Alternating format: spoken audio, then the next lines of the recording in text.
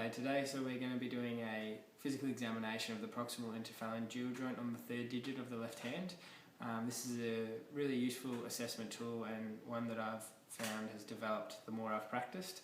So we'll start off by assuming that consent has already been given and we're just exposing the area. We'll start off by going through the anatomy of this whole digit.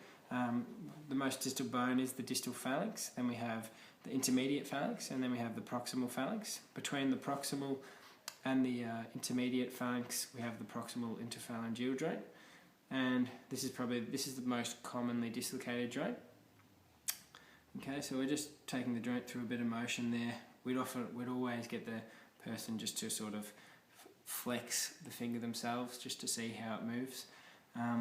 Then also what we're looking for, one of the key aspects of palpation is to look for swelling, any discoloration, heat at the joint. All of these sort of symptoms indicate whether or not an acute inflammatory response is occurring.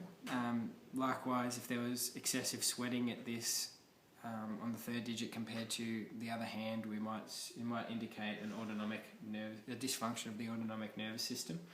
So it's also important to look at the ligaments of the joint. So we'd have a collateral ligament either side of the proximal interphalangeal joint connecting from the proximal phalanx to the distal phalanx. To the intermediate phalanx. And these provide stability at the joint, and we often see that these can rupture in the case of, say, dislocation or a serious dislocation or fracture. So they're just the basics of palpation. Thank you.